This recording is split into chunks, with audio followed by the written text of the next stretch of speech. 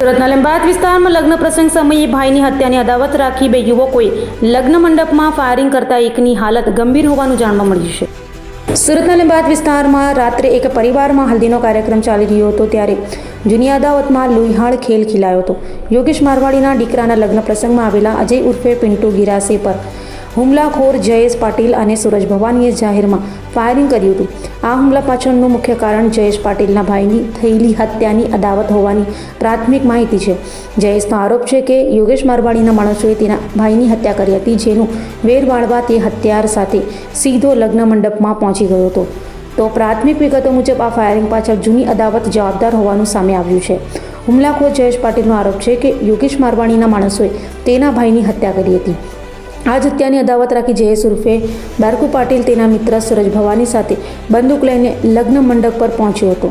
તેઓ યોગેશ મારવાડીના દીકરા રાહુલના લગ્ન પ્રસંગમાં વિઘ્ન નાખવા અને વેર વાળવા માટે આવ્યા હતા। ભોગ બનનાર અજય ઉર્ફે પિન્ટુ ગિરાસે જ્યારે તેના મિત્ર કલ્પેશ સાથે મોપેડ પર સવાર થઈને યોગેશ મારવાડીને મળવા મંડપના ગેટ પાસે પહોંચ્યો ત્યારે ત્યાં પહેલેથી જ હાજર જયેશ પાટીલ અને સૂરજ ઉર્ફે ભવંડર તેની પાસે આવ્યા હતા। જયેશ તુમ ઇધર ક્યું આયે કહીને પિન્ટુને લાફો માર્યો હતો અને ગાળાગાળી કરી હતી। ઉશ્કેરાયેલા જયેશે કમરમાંથી બંદૂક કાઢી લોડ કરીને પિન્ટુ પર સીધું ફાયરિંગ કર્યું હતું।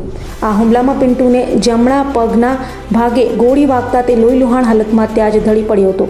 ગોળી વાગતા તેને ચક્કર આવ્યા હતા અને તે બાજુમાં પડેલી ખુરશી પર બેસી ગયો હતો। હાલમાં ઇજાગ્રસ્ત પિન્ટુને તાત્કાલિક યુનિટી હોસ્પિટલમાં ખસેડવામાં આવ્યો છે, જ્યાં ડોક્ટરે તેના પગનું ઓપરેશન કરીને ગોળી બહાર કાઢવાની તજવીજ હાથ ધરી છે।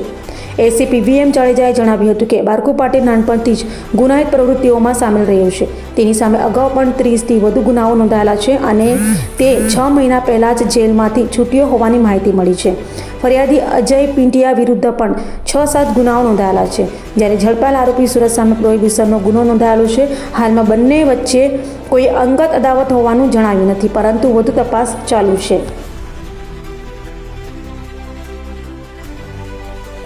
ગઈકાલ રાતના ફરિયાદી અજય પિંટિયા અને એની સાથે એનો મિત્ર બંને પોતાના જે એક મિત્ર છે યોગેશ મારવાડી, એના પુત્રના લગ્ન હતા શાંતિનગર ખાતે। એટલે એના લગ્નમાં તે જતા હતા દરમિયાન ત્યાં બારકુ પાટીલ અને સૂરજ ભવંડર એ બંને ત્યાં ઊભેલા હતા અને આને જોતા જ તે જે બારકુ પાટીલ છે એને આ જે ફરિયાદી છે એને એક ઝાપટ મારેલી કે ઇધર તું ક્યું આયા એ રીતની એની સાથે ઝઘડો કરેલ અને પોતાની સાથે રાખેલો એક દેશી કટ્ટાથી એના ઉપર પગ ઉપર એક ફાયરિંગ કરેલ, જેથી એને ઈજા થતાં એ ત્યાં બેસી ગયેલ ને પછી સારવાર અર્થે એને હોસ્પિટલમાં લઈ ગયેલા, જે તે ત્યાં તેને ઈજા થતાં પોલીસે 307 મુજબનો ગુનો દાખલ કરી અને ધરપકડની કાર્યવાહી હાથ ધરેલ, જેમાં સૂરજ ઉર્ફે ભવંડર જે છે એને પોલીસે ધરપકડ કરેલ છે, પકડી પાડેલ છે અને આ જે બારકુ પાટીલ છે એને શોધવાની કાર્યવાહી હાલ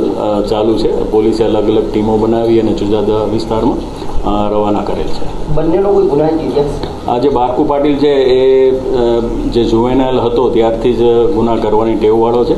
એના વિરુદ્ધ 30 ઉપરાંત જુદા જુદા ગુનાઓ છે।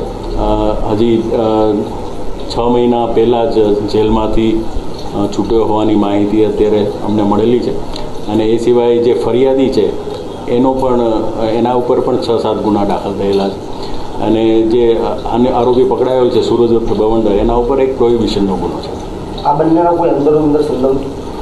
અને હાલ તો કશું બંનેને પરસ્પર વ્યક્તિગત રીતે કંઈ હોય એવું હાલ તપાસમાં જણાઈ આવેલું નથી, પણ વધુ તપાસ જ્યારે ફરિયાદી સ્વસ્થ થાય અને આરોપી પકડાય પછી વધુ વિગત બહાર આવી શકશે।